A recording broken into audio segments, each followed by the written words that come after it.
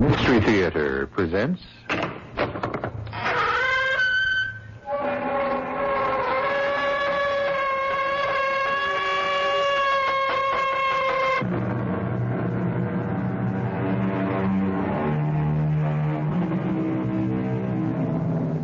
Come in. Welcome. I'm E.G. Marshall. As he looks into the face of death at the hands of his enemies, Shakespeare's young King Richard II says, "The love of wicked men converts to fear, that fear to hate, and hate turns one or both to worthy danger and deserved death." We're about to see how a kind of love became so poisoned with fear and evil that it became transformed into brutality and hatred, and finally, a kind of death. I heard what you said to my mother. Why do you hate her so? No more than I despise you, my husband. Shut your ugly mouth! You slapped me. You scared the little weakling dead. No, stop it. Stop it, Therese. Put down that poker. You'll kill me. If I did, it might be the best thing that happened to both of us.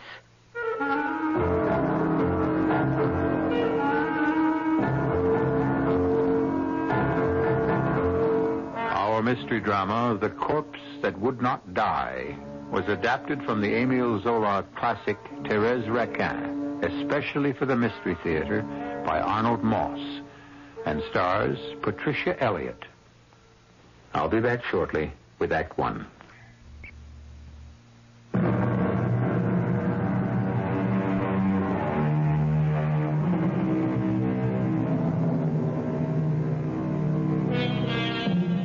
The year is 1865. The scene, the left bank of Paris during the last few years of the reign of Napoleon III. The Passage du Pont-Neuf is a dark and gloomy corridor, no more than 30 yards long, a block away from the River Seine. The air is the wet, chilling air of a vault, for the sun never touches the Passage du Pont-Neuf. A row of run-down, dismal shops fronts on either side of the narrow street. One bears the sign, Raquin, dry goods. It is evening.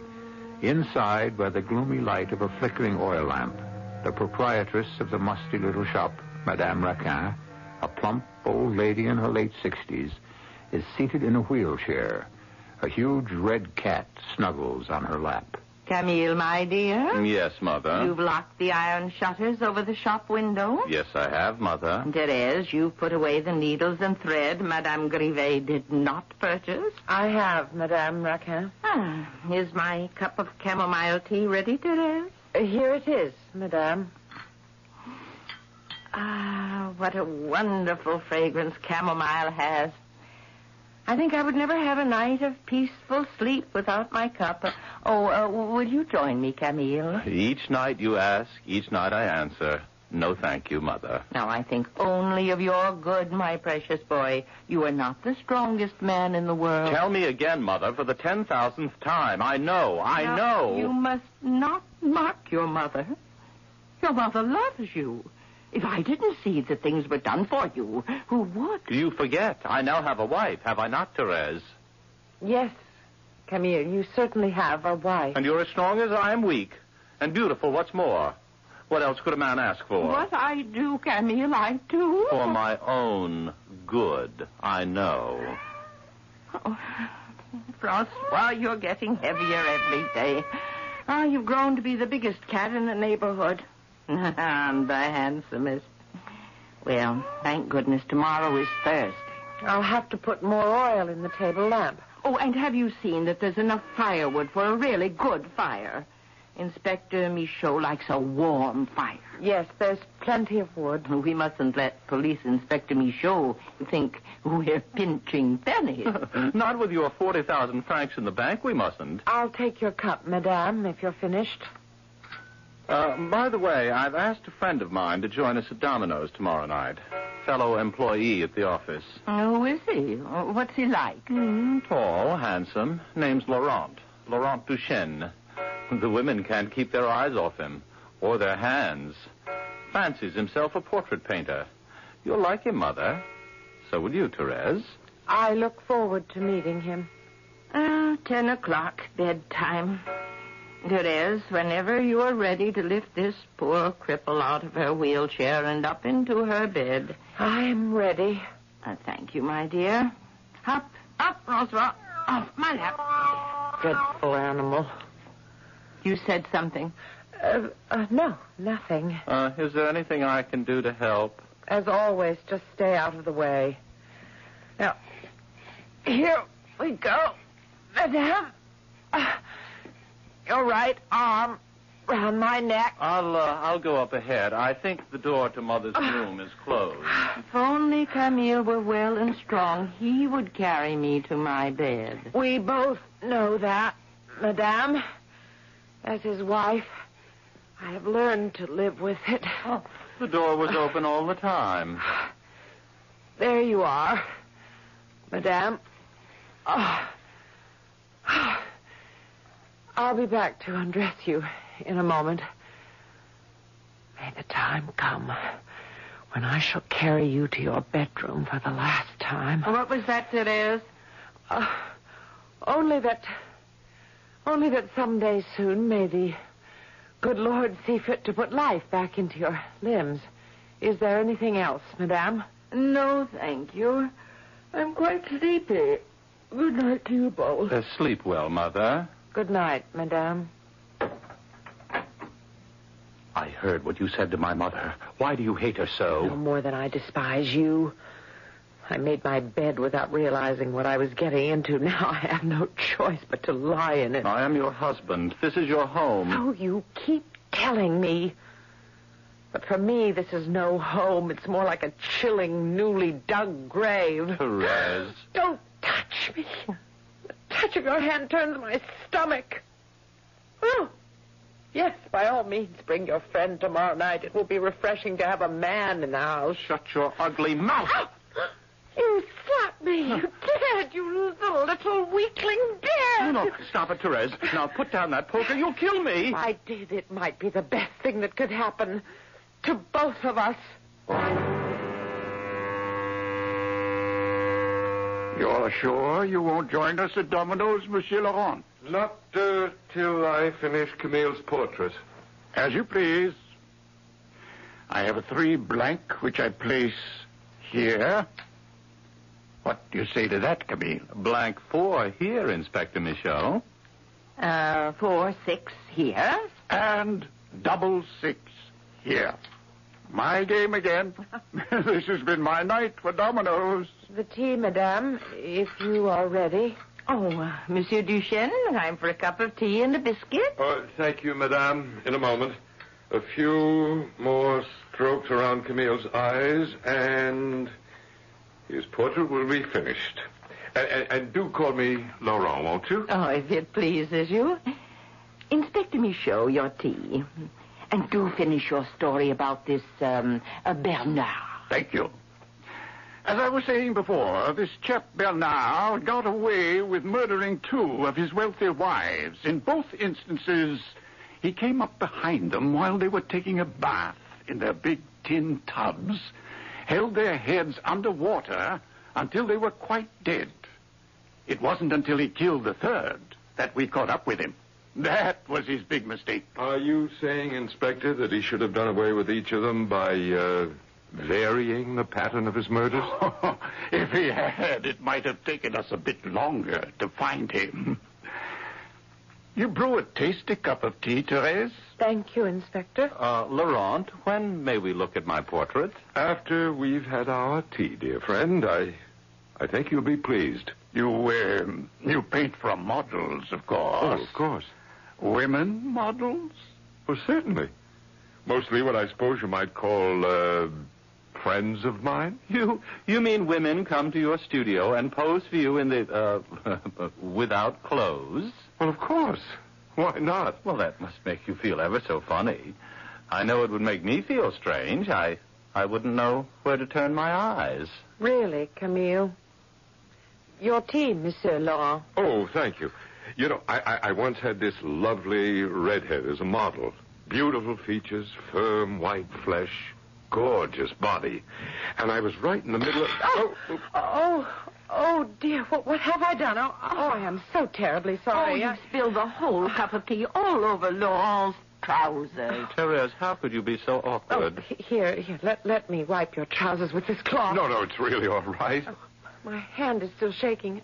Oh, please do forgive me. As though it had never happened, my dear Therese.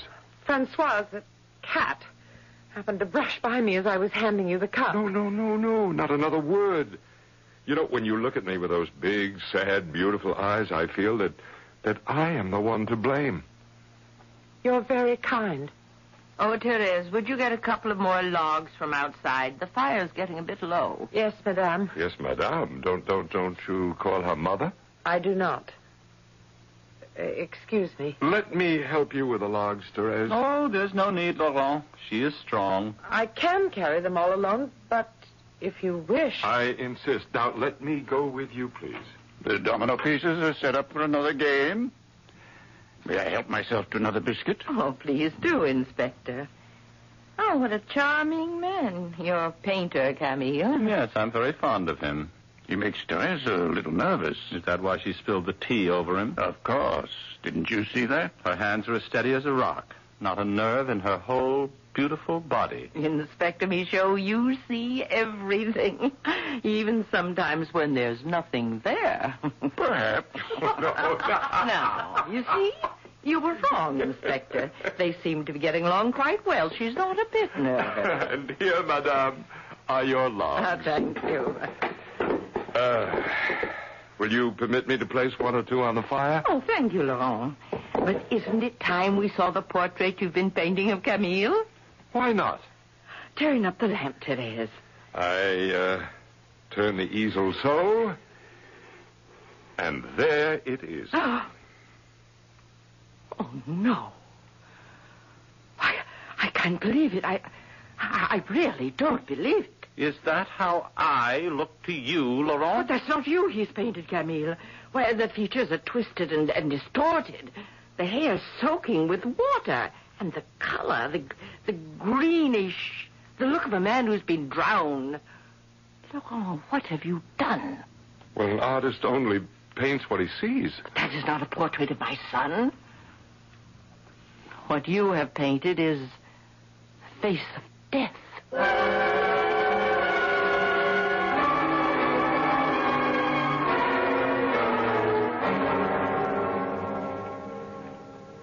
Laurent, my darling. Oh, how wonderful it is to be here in your little studio. How happy I am that you're here. Oh, if you could only know what I've been through these past few months. Oh, buried alive in that horrible shop. And when he puts his cold, clammy hands on me, my blood freezes. But we're changing all that, aren't we? You and I. Oh, yes. Yes, we are, my darling. Oh, Laurent, I love you so. And I love you. There's a cloud of fire that surrounds you. It burns into my body. I could never... What's wrong? These stolen moments are too few, Therese. They're not enough for me. Oh, for me. I want to sleep the whole night beside you and be awakened in the morning by your warm kisses. Oh, I want that too, my love. But how can we? Accidents happen every day. Do they not? Laurent. A foot may slip. A child could fall, and the only guilty party would be the wind. But how, Laurent? How? Trust me, my angel. I shall find a way. Did you hear anything? Outside the door. It sounded like Madame's cat, Francois. How could that be? He may have followed me here. Shh. Quiet, quiet.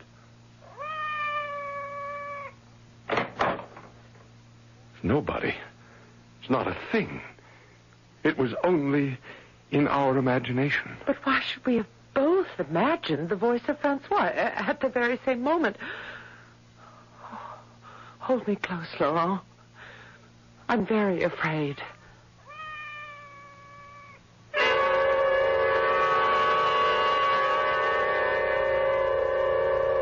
Ralph Waldo Emerson, a wise man that he was, observed that whenever a man commits a crime, God finds a witness. That every secret crime has its reporter. Laurent and Thérèse Raquin have already committed one crime, adultery. They are contemplating still another. Was there a reporter to their first act? Where will their dark plans lead them? To Act Two, of course. I shall return shortly.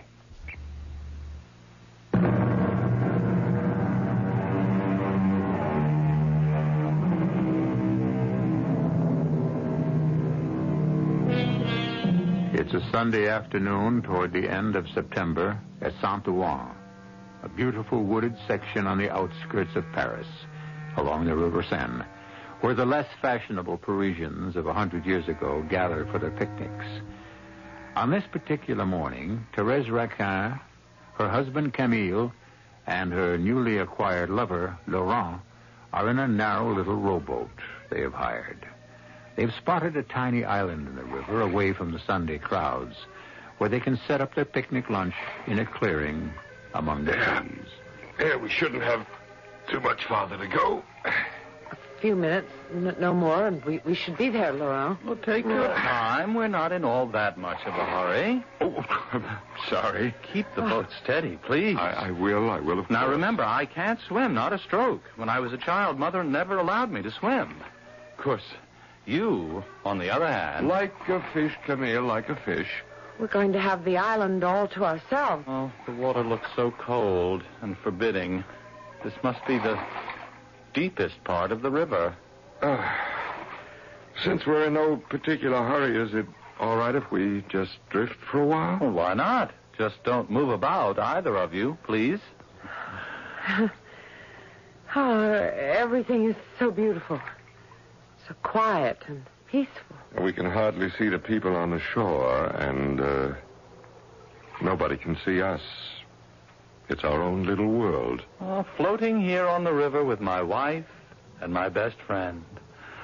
Oh, I wish this moment would never have to come to an end. Yes, but like everything else, dear friends, it must. In fact, it has. For you, Camille. What are you doing, Laurent? You'll upset the boat. We'll all fall into the river. We'll drown. No, not all of us, Camille. Not all of us. Stop him. Stop him. Perez, stop him. Hold on to your Perez. I've got him. He can't get away. He's holding onto the side of the boat. We'll take care of that. I put on his fingers. So. Now, over the side, my boy, into the... He stuck his teeth into the flesh of my neck. Let go, Camille, let go. Oh, into the river, my friend. Start rowing, Perez, while I hold his head under the water. So.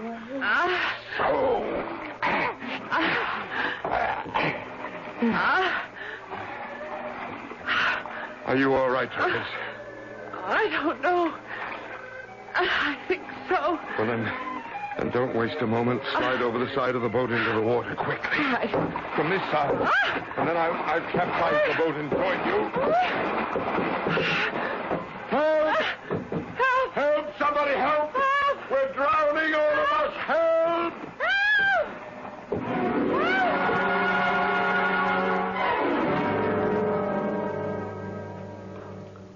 And that, Inspector Michaud, is exactly what happened.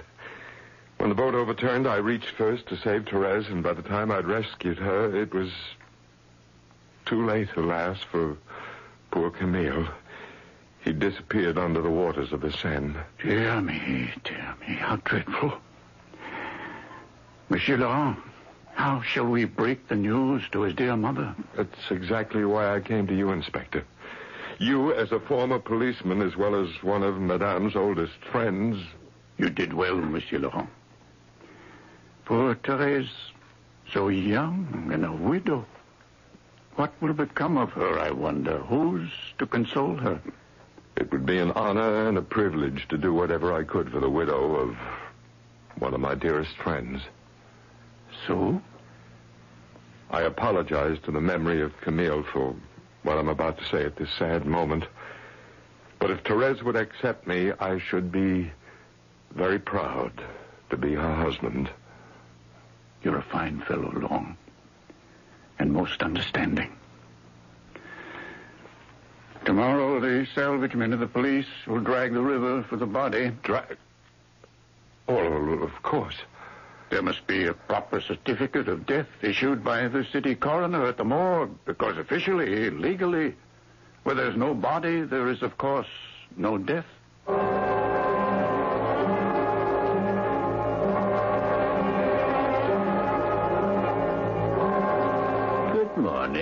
Good morning, monsieur. You're bright and early, as usual. I must find the body of Camille Raquin. So you say each morning you come here to the morgue to visit my unfortunate guests.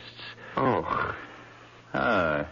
Still not used to it after coming here every morning for, what is it, over a week? Well, it's the smell, the dampness of the walls, the rows of gray stone slabs. Yes, takes getting used to.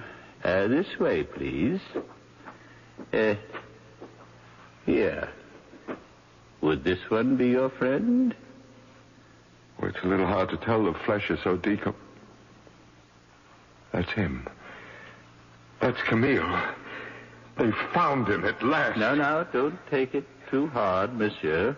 We all have to go sometime, sooner or later. The eyes. The lids are wide open. The eyes are staring right at me. Easy, monsieur. You're sure he's the one? Oh, yes, I am. But all you have to do now is to swear to the identity of the corpse, and a legal certification of death will be issued to the police. Thank you, monsieur. And, for your trouble? Oh, the gentleman is most generous. Thank you, monsieur. Not at all. That certificate of death may well be worth some 40,000 francs.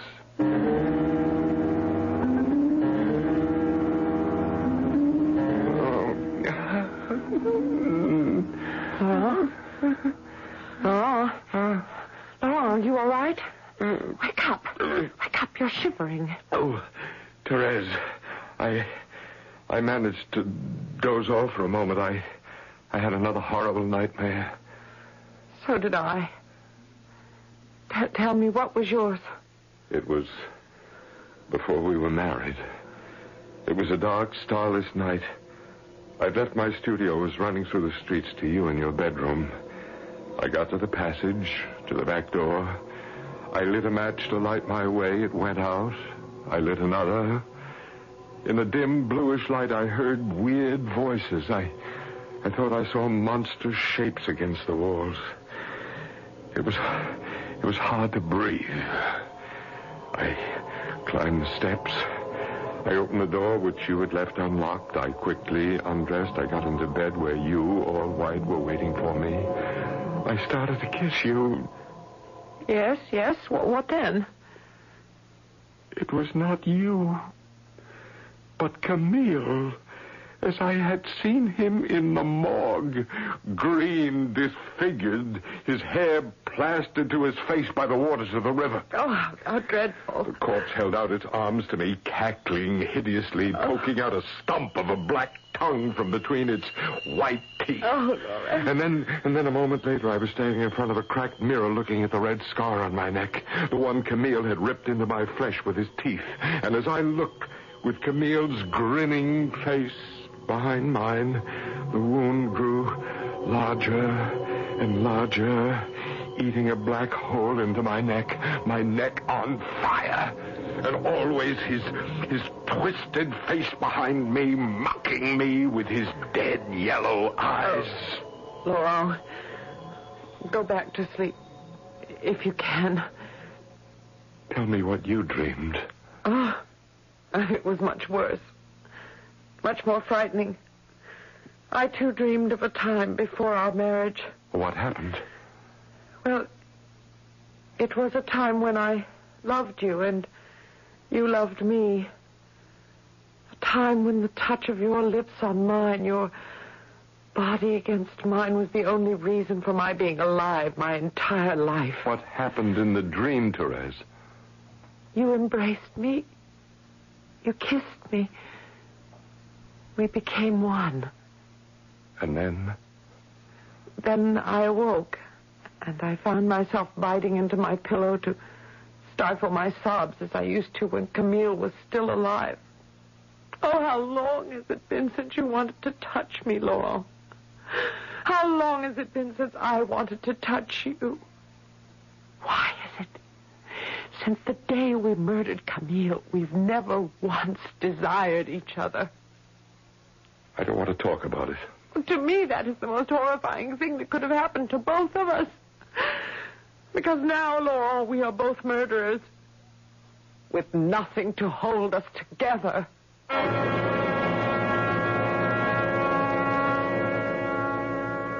How long have you been sitting there, staring into the flames? I couldn't sleep. I was cold. I got out of bed and lit a fire. We killed Camille.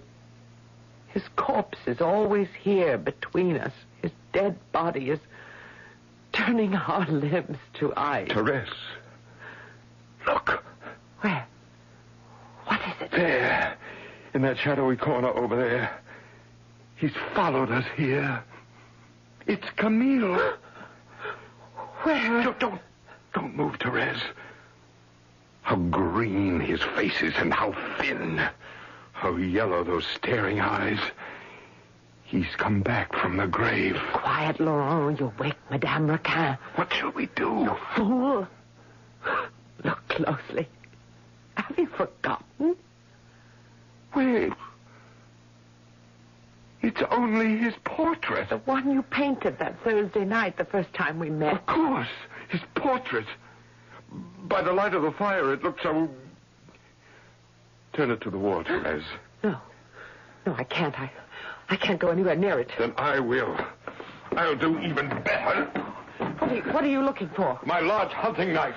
It's there, on top of the dresser. You remember how upset the old woman was when she looked at the portrait the first time? She said it was not Camille's face you had painted, but the face of death. Mm-hmm. How right she was. Now neither she, nor you, nor I will ever have to look at it again.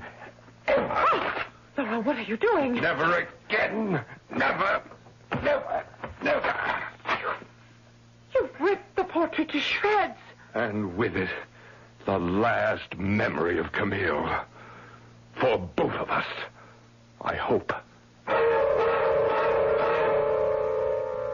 In the writings of an ancient Roman philosopher, we find these words.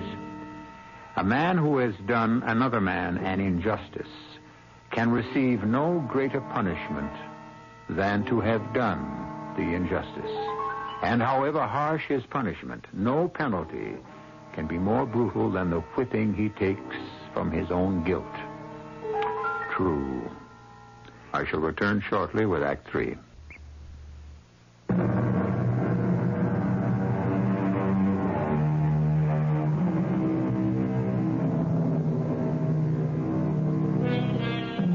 Oh, what a tangled web we weave when first we practice to deceive. The guilt starts piling up, and in the end destroys us. Therese and her husband Laurent have already wrecked what love there ever was between them by the murder of Camille. How much further will their guilt lead them? It's another Thursday evening. In the dingy little room behind her tiny dry goods shop, Madame Raquin sits in her wheelchair, the cat Francois on her lap, playing dominoes with her old friend, Police Inspector Michaud. And I place my double blank here, Madame, next to your 6 blank. What do you say to that? I say, Inspector Michaud, that you remained a bachelor all your life because you couldn't be all that lucky, both at love and at dominoes. 10 o'clock, madame. Time for bed. Oh, already? Well, so it is, so it is. Would you like me to carry you upstairs, Mother? Oh, it's very kind of you, Laurent, my boy, but Therese is used to it by now. Up we go. So... Good night, Michaud. Perhaps I'll have better luck next Thursday. Good night, Laurent. Good night, Madame Raquin. Sleep well, Mother. The old girl is slowing down a bit, I fear. Yes, I'm afraid so. That case you were telling us about before, I didn't quite follow you. The young woman who was drowned. Oh, that one. Not a trace of water in her lungs, which led the authorities to believe she had died of natural causes.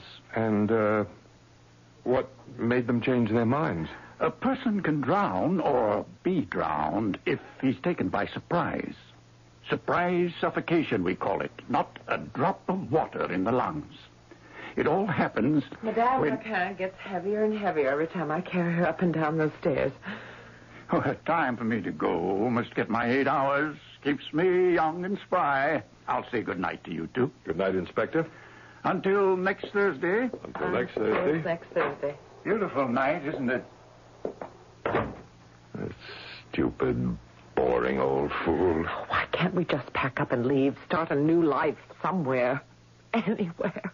Well, what would we use for money? When that miserable old woman signs a paper handing over her 40,000 francs to us, we can think about going away. But not before. But even if we were to... Yes, Laurent? Even if we went to the ends of the earth, he would follow us. Camille. Who else? When we lie awake at night in our bed, you near one edge, I near the other, he lies there between us. Stop saying those things. No, I tell you, Therese, I can hear him breathing. I can feel his cold, wet body next to mine, turning the sheets to ice. Therese, you're not really a widow. You never were. What are you saying? You're still married to the man we drowned. There's somebody at the front door. Do you hear it? Who could it be in the middle of the night? Don't move. I'll see. No, it's Francois. I didn't know he was still out. I thought we'd already let him in. That cursed cat. Go away. Away. Soaking wet, dripping with water. And it's a beautiful night out there. The sky is clear and filled with stars. Shh. Don't you jump onto that table. Give me that iron poker, Therese. No, get down off that table. Look out, Laurent. He's getting ready to spring at you. I'm not afraid of him. He's going to spring for your neck. Watch out. Look at those unblinking yellow eyes, how they stare at me. And why does he drip with the smell of the river? Put down that poker, Laurent. Look out. He's going for your throat. I know who you are. Camille. I killed you once. Now stay dead, Camille. Die. Let him be, Laurent. Your neck is bleeding where he bit you. Let it bleed. It's bled before. You know something, Therese. What? The day I first set eyes on you, I cursed that day. And so do I, Laurent. That was the blackest day of my life.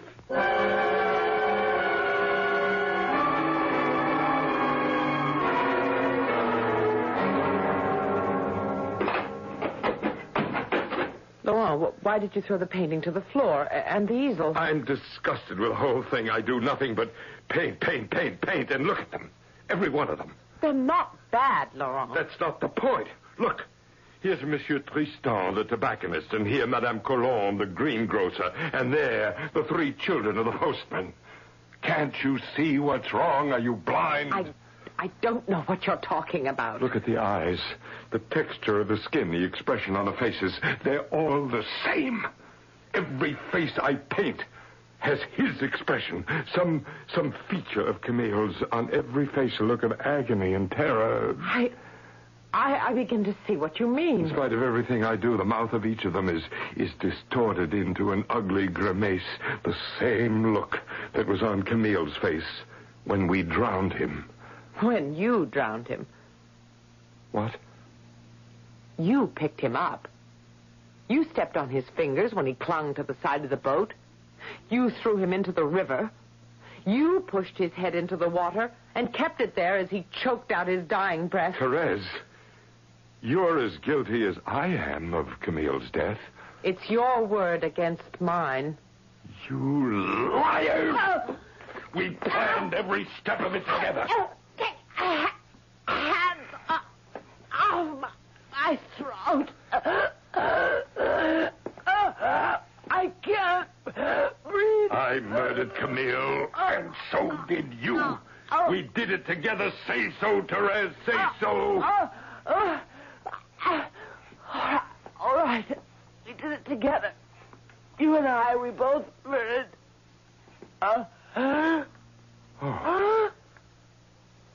Madame Raquin, what are you doing here? I heard every word you said. I was here in my wheelchair, in the doorway. Your backs were to me. You killed my son, my only son. You...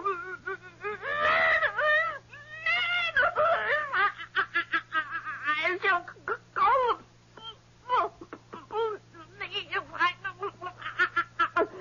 What's wrong with her? Her body's gone rigid. Her hands and feet are stiff. She doesn't move. Only her eyes. We must call a doctor. She's had a stroke.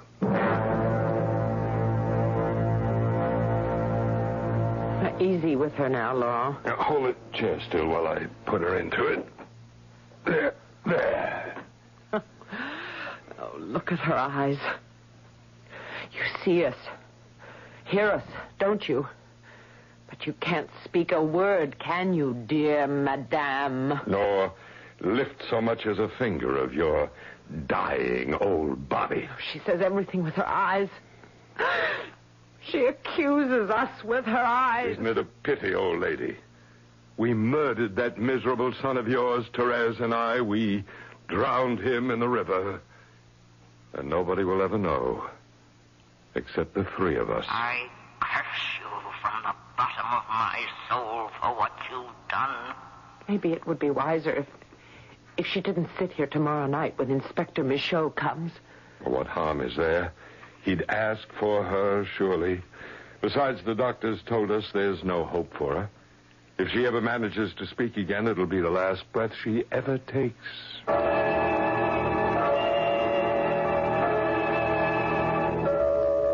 Shall we wait for Therese?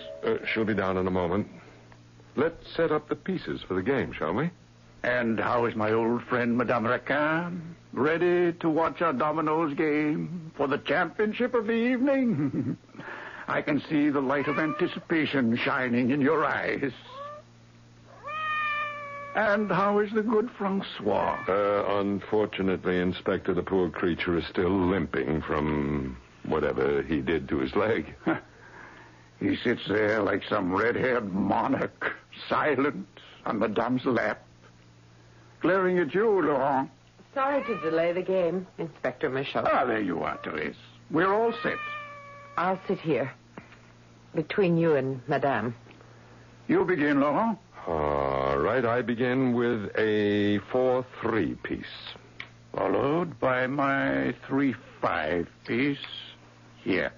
Mm-hmm. And a double 4, so. Wait, Laurent, Therese. Look. Well, what is it? Madame Raquin. Her right hand. It's moving.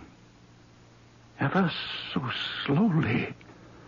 With the greatest effort.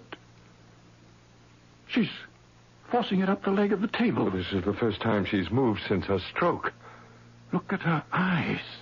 She's moving the tip of her index finger. Trying to get our attention. Yes, madame, what is it you want? What can we do for you? If my strength holds out, you'll know. Just watch my finger. I'm trying to trace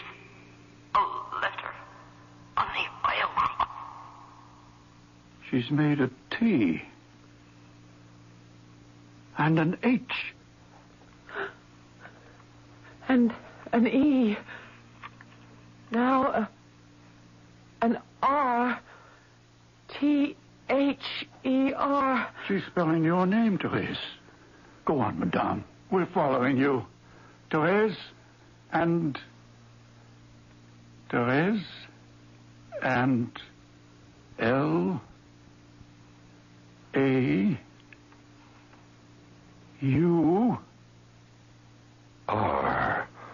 Now she's spelling your name, Laurent.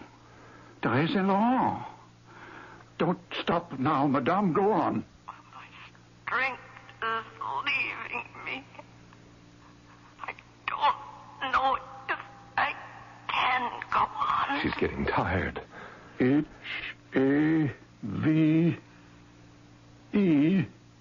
Therese and Laurent have what? Her finger stopped. Her hand has slipped off the table and back into her lap.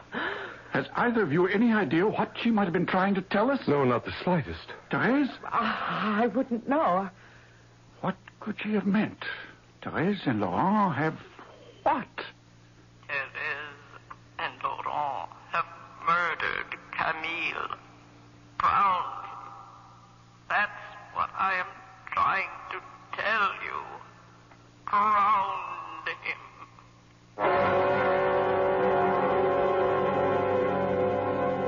I'm going up to sleep, Laurent. It's late. How can you even think of sleep after what we saw her do tonight? We'll never be safe now. If she did it once, she could do it again. Sooner or later, Michaud will learn the truth. She'll find a way to tell him. Just being here in the same room with her is enough to make me sick. With her and with you. You are sick, both of you. Poisoned with guilt and by each other. You know how I despise you, Laurent. And myself. Good. Loathe each other. Torment each other from morning till night. Keep digging your own graves, then bury yourselves alive in them. While I watch you destroy yourselves and each other. And that's, my dear children, that is your punishment. Camille will be avenged.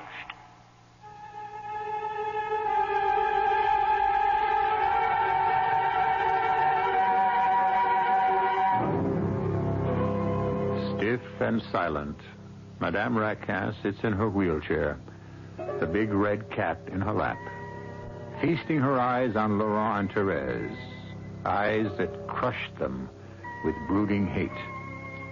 Murder, though it have no tongue, will speak with most miraculous organ. You suppose Émile Zola, at age 26, as he wrote the final page of his story, remembered those lines of Shakespeare? I shall return shortly.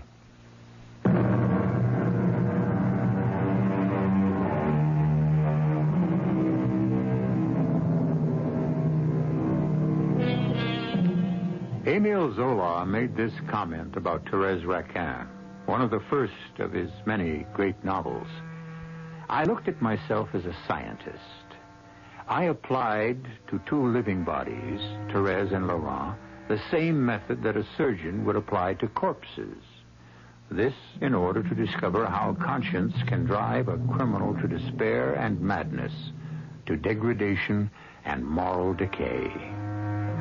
Our cast included Patricia Elliott, William Redfield, Mary Jane Higby, Roger DeKoven, and Arnold Moss. The entire production was under the direction of Hyman Brown. And now, a preview of our next tale. Here you are, boys. Yeah. Yeah, good crowd. Your friend, the owner of this place? Oh, he does things right, you'll see. Well, have a good time to both of you. Now, watch your step getting out, Mrs. Manning. Thank you, Corey. Yeah, be back at 1 o'clock, huh? Right. Claire, you're going to have one of the finest meals you ever... Down, Claire, down on the pavement. Hey, are you all right, boy? Yeah, we're both fine. Here, let me help you out, honey. Where is he? He ran off into an alley someplace. Did you get a good look at him? No, it happened so fast. It was a kid, boss, some young punker. Oh, no, I don't believe it. What is it? That kid that took those shots at you. Huh? I'll swear to my life. That was your son, Mrs. Menon. Your son, Aaron. Aaron? Corey, how sure are you?